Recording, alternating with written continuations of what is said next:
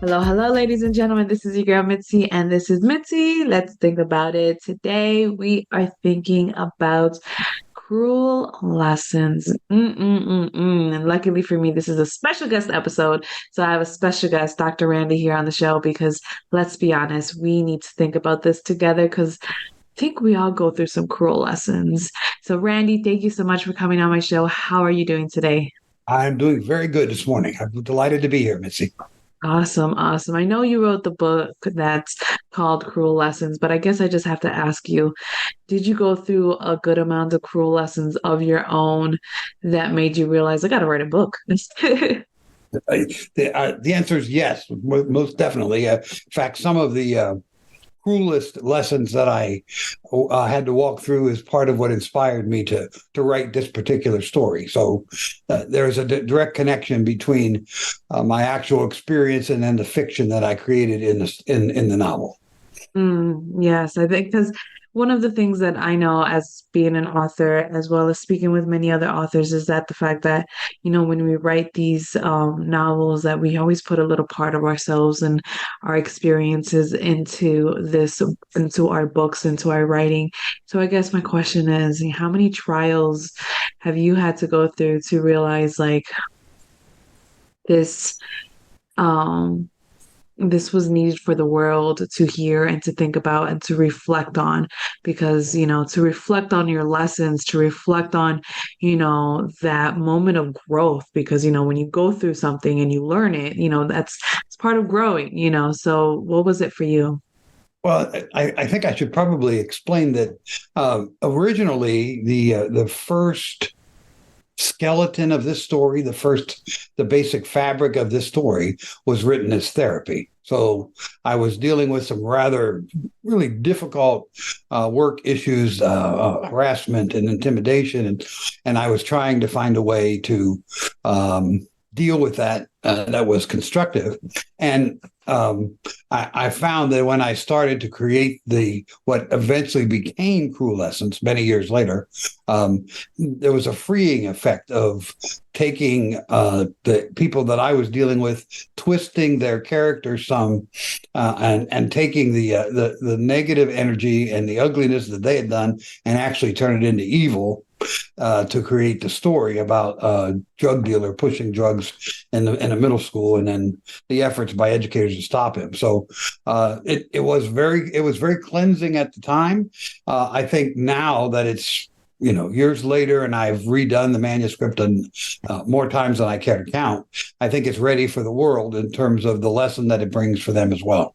It was nice that you were able to first start off writing for therapy. I think that's a beautiful way to start off writing because once you put it out in paper, you are able to realize and see your situation in a different perspective.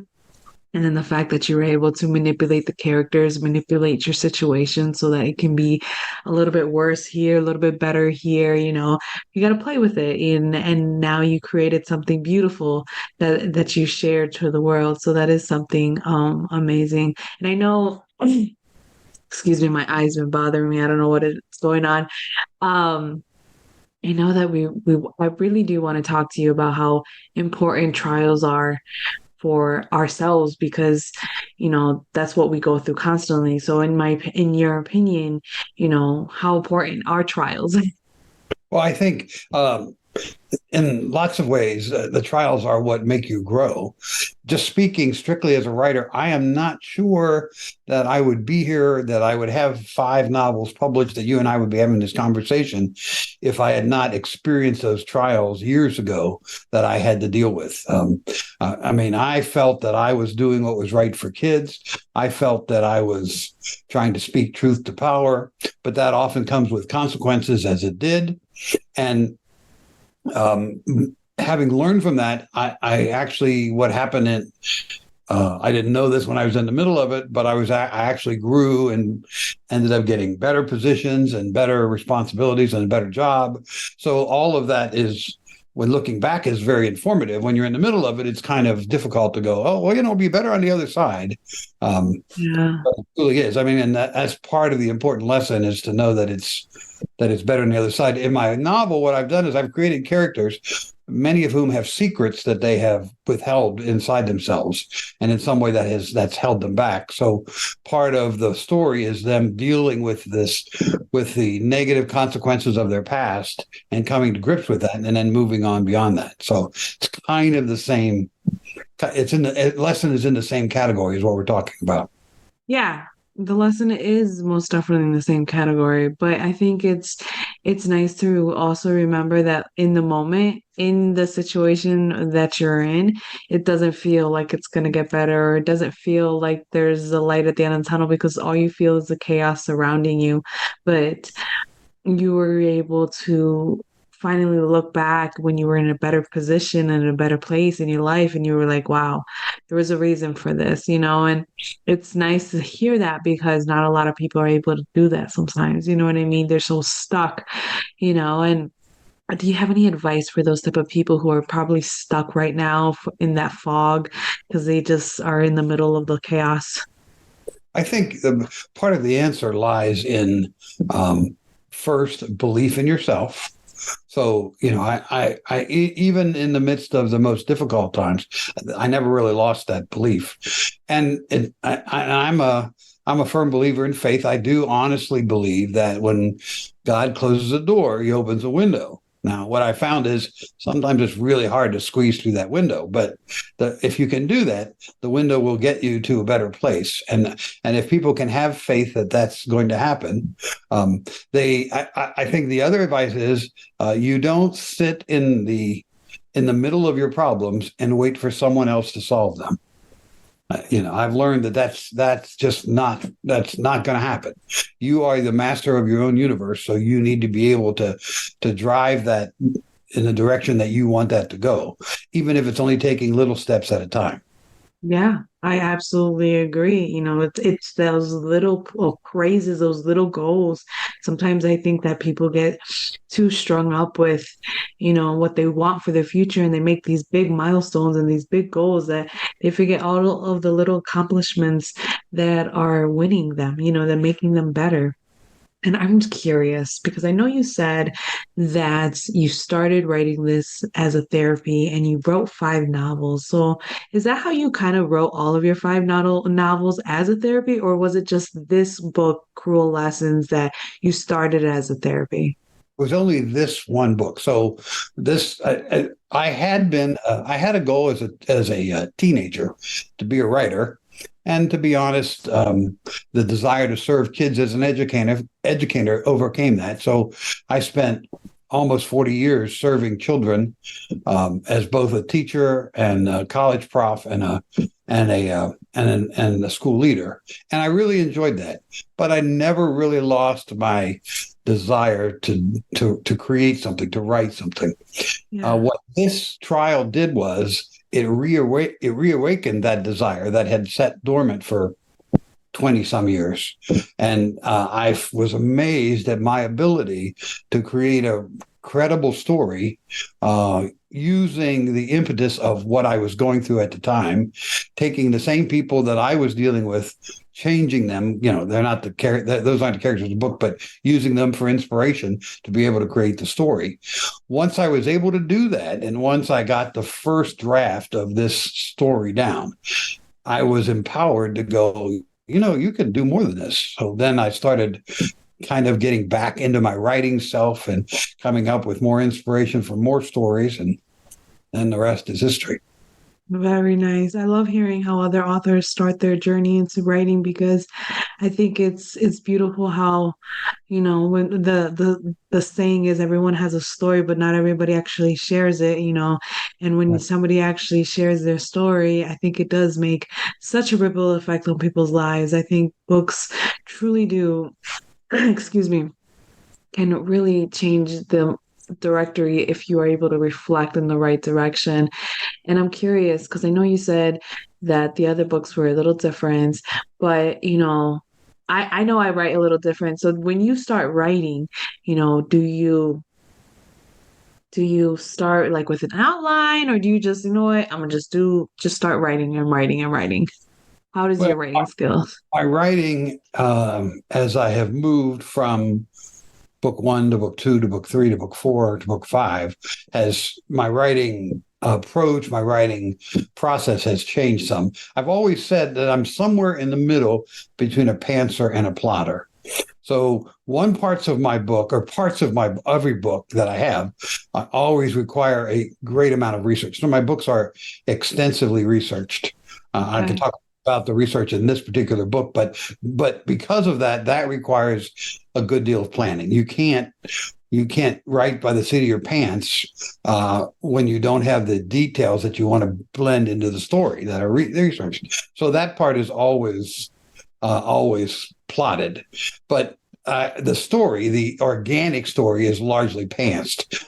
I kind of have an idea of where I'm going. I kind of know where we're headed, but I do things very different than some other writers. So the first book was a thriller, but the remaining four were all mysteries. And one of the things that I do with my mysteries that are different than other writers is I don't decide who the bad guy is going to be until about three-quarters of the way through the book. So Okay. I always make sure that there are a couple of possible two, three, four villains Options. that could be actual bad guy, and I've nurtured that through the story. When I get to the end, I go back and make sure I've put the right red herrings in and stuff. But so that part of that makes it a little more organic. And when I get to about 75% of the story, it just kind of comes to me that it has to be suspect B. Okay, this Yeah. is the one that's more logical. So that's part of the organic process as opposed to the plotted process that I have. Yeah, I can see that. And I like that because let's be honest, sometimes when we're going through our cruel lessons and our obstacles or our struggles or whatever that people want to call it and label it, because let's be honest, it's hard times, and when we go through our hard times, we don't know who the villain is sometimes, and sometimes it's a mystery to ourselves. And it's hard to tell until we are able to step back and really like, oh, okay. So I realized they were actually helping me, but I couldn't see that, or they were actually in my way, or and it takes time to really see that. I mean, for you, do you have to ask yourself like questions for you to have those type of reflections, or how do you realize that you have those like, oh, okay, that light bulb moment? Well, I would like to say that I'm able to come to those analyses in the moment, but that's not normally the case. Normally, I have been able to do some reflection. Yeah, believe it or not, I do the best reflection laying in bed. I'll think about going, well, no, that was not. I should have, oh, why didn't I do this instead? Oh, that's what was. So I almost never am able to come up with the right answer or the understanding in the moment. I'm not smart enough to do that. But upon reflection, I end up, it is true that what doesn't kill you makes you stronger. So I do believe that going through the trials, first of all, it made me stronger in the sense that each trial that I dealt with made me a better administrator, made me a better educator, made me more concerned with taking care of children and doing the right thing.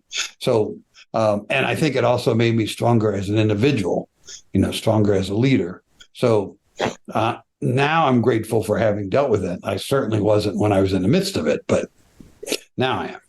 Yeah, I understand that most definitely. I think that's nice that we're talking about this because people also always just need to remember that they're cruel lessons. The part that is hard to go past is the cruel part. You know what I mean? They're stuck at the cruel part, and that's unfair. Why me? Why me? Why me? Well, me. And then they get a pity party. And it's no fun because nobody likes to join nobody else's pity party. You know what I'm saying? So it's just a no fun situation. But I'm just curious because this is all about my curiosity of my show is um what made you realize that education was for you, and for you to put the education as an importance in your books, especially with this one. I mean, what made you Well, realize? yeah, somewhere in my teens, probably as I was turning 20, I kind of got the revelation that I was blessed with some very good teachers and some not so very good teachers, but I saw the difference that a really great teacher could have on young men, on children in general and stuff. And I decided I think I could do that. I honestly do believe that in this country, our success of our culture hinges on the public school system. The public school system does a good job of educating our children, soon to become adults. We get a better culture. In the areas where we fail, we end up creating problems. So that I saw that even as a kid, I saw the importance of that institution in that role, and I wanted to play a part in that. Now, originally, all I wanted to do was teach, but I kind of 12 years into my career, kind of got the calling of I think I might want to be a leader in a school, and ended up doing that. I served as a somebody in charge of schools for 28 years. I was assistant superintendent and superintendent in 28 years, for 28 years in 4 different districts. So I kind of saw everything over that period of time. And I saw one of the things that was really nice is you saw the impact of dramatic teaching. You saw the impact of good programs. You saw the impact of kids being saved. So it was a very rewarding experience, and it made me confirm that I had made a good choice. That's Do good. I have been writing all that time? Yeah, probably. But you can't do everything. I'm raising children. I've got 3 kids. So you have to make choices, and I'm happy with the choices I made. Um, Good. That's good. I'm glad to hear. And I'm glad to hear that you were able to see the beauty in education. You were able to see the impact and those life-changing moments where the sparkle in a child's eye where they finally get, oh, I finally got it. Those moments are beautiful. But I'm just wondering, were there ever moments where you realize that since you've been to 4 different districts and you've seen a lot playing different roles in the educational system, have you seen areas where you wish that they did a better job in? oh, without a doubt, there are clearly areas where we, as a culture, I'm talking about public schools now, where we as a culture have not succeeded. And I'll give you one very critical example that has happened in the last 3 years. Um, all of the ignorance and discussion around vaccines indicates that lots of people, way too many people, don't really understand science. They don't understand how science works. They don't understand the progressive nature of the learning of science. They don't understand the experimental nature when you're in the middle of trying to address a problem, you don't know what all the issues are. Those are things that the school systems, that the public school system should be teaching children to understand. Not that we ever expect anybody to be a scientist. That's really not the point. But the point is that's why you need to take science classes so you understand that science is evolving. Everything about the pandemic and the vaccines indicates that there's a whole range of people who really never got that they never got that understanding. They don't get how science works. It's not a one size fits all. It's not a turn the key and you're done. And clearly, in my opinion, that's a failing of the last 20 years, the last 30 years of school. Were I in that position now, I'm retired. Were I in that position now, I would be sitting back down with those people responsible for science and go, here's why is it this way? What do we do about it? How do we solve that problem right now? That's just one Yeah. example.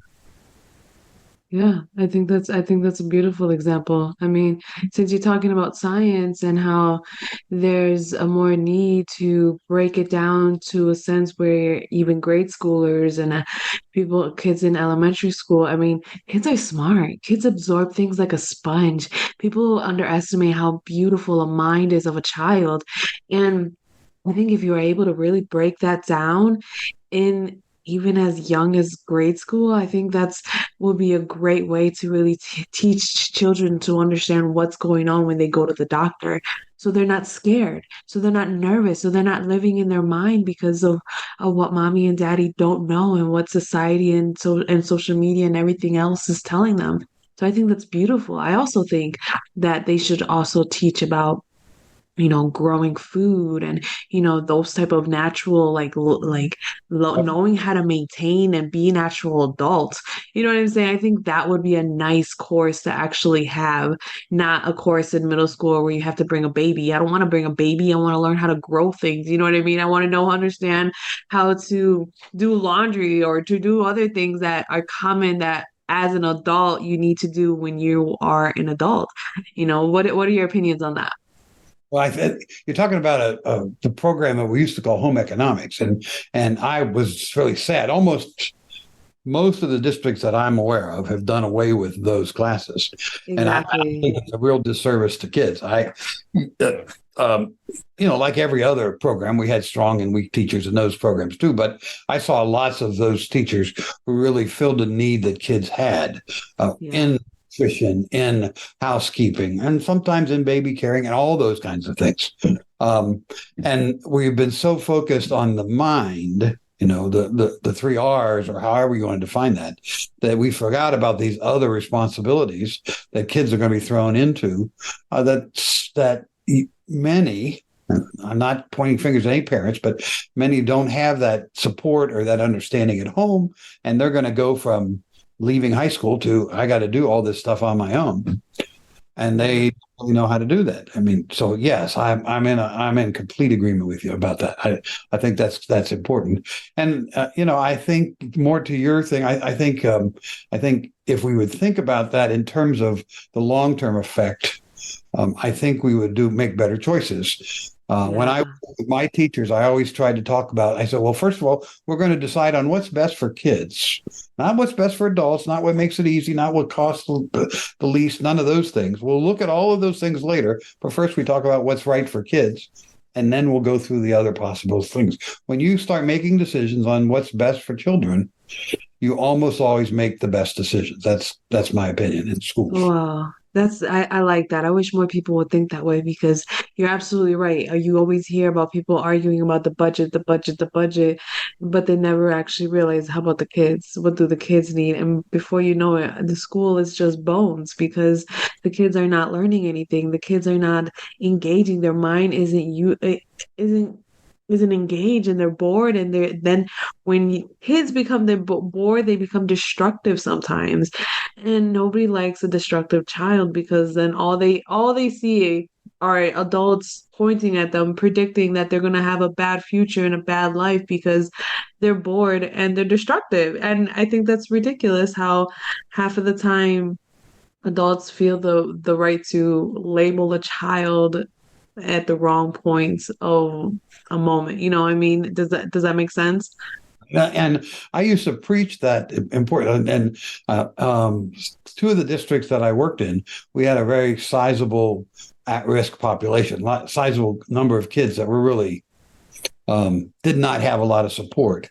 And I used to tell teachers that you will make the difference between this kid having a productive life or ended up being on welfare or ending up being in jail I said, so what they learn here will make the difference that will propel them in terms of their life. And that has more to do with what the favorite saying was, I don't care how much you know until I know how much you care. So that's what kids, even hard kids that are try to be tough and mean, that's really what they mean. They want teachers to care about them first, and then to teach them what they need to learn. Yeah, exactly. Exactly. I like that. It's very good. So I guess my next question is, what could you tell your younger self if you could tell your younger self anything? Well, that's a really good question. That's a thinker. I, I think if um, I've never been a real anxious guy, but I had trouble at certain points in my life believing in myself. Um, Mm, I, I thought I was a good teacher. I eventually knew I was a good teacher. I knew I was a good educator, but early on in my younger self, I was more likely to doubt that, given if circumstances threw the wrong way. So I think what I would be if I could go back and talk to that younger self, I would go, look, buckle up, and you know where you are, you know who you are. Just put your best foot forward and let the chips fall where they may. Things are I going to love go it. way things are going to go the way they're supposed to go if you're doing the right thing. Go from there. Yeah. Exactly. I know it. That's absolutely right. As long as you are doing the right thing, who's to say that you're doing it wrong? You know what I mean? It's what's in your heart. And I know you said that you're a man of faith and and I'm assuming that's the reason why you do the right thing and you try to always do the right thing because you hold on to that faith. Is that right? That's true. That is correct. And I do, I if you try to do the right thing, that doesn't mean you'll always do right. You're still going to screw up, but you are trying to do what you think in the moment is the best decision, the best choice.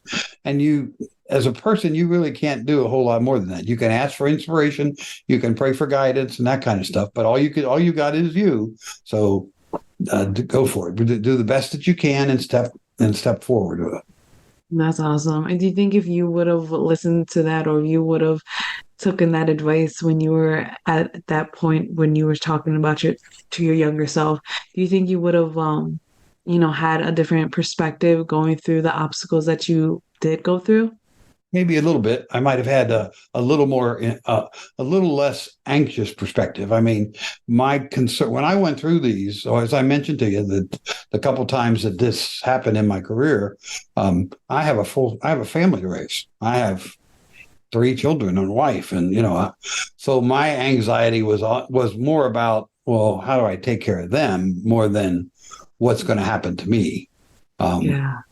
so, but all that worked out fine anyway. And the irony is, I know now that each time that I encountered that problem, when I came through the problem, I ended up in a better place than I was when I encountered the problem. So There you go. I mean, I like it. I mean, I guess that wraps up the cruel lesson is that you end up finding out you have a better situation at the long run as long as you are able to have that perspective shift and know that you did the right thing at the right moment. Because, like you said, you only have the day, you only have the moment, you only have now. You could pray, you can fast, you can read, you can jump up and down, you can do whatever you want. But as long as you're doing what you know is right in your heart, then hey, that's the best you can do and just keep doing the right thing each and every time you can. I think that's awesome, awesome. So I guess to start wrapping up the show, I know you already spoke about some great points and some great, oh my goodness. So this has been such a great conversation already. What could be some lasting words of wisdom that you can leave my audience off with to keep on thinking? well, I think one of my goals in my writing is to provide um, now new knowledge that readers don't have. So, in addition to everything else that we have said about believing in yourself, I think an important part of that is to keep on learning. That even though it doesn't matter what your age is, doesn't matter where you are in if you combine what we've already talked about a belief in yourself, about trying to do the best thing, with a desire to keep taking in new knowledge, to keep learning, I think you are heading for your best life. That's what I believe. Awesome. I like that response. I like that a lot. Thank you. Thank you, guys. That is something to truly, truly keep on thinking. And if you guys want to know about Dr. Andy, you want to check out his book, I have his lovely websites on my website. If it's right under his photo, just click right under there and it goes directly to his site and you can check out all of the goodness that Dr. Randy has to offer to the world so that you can keep on thinking. So that's it. That's the show. Always, always, always keep thinking, y'all. Bye.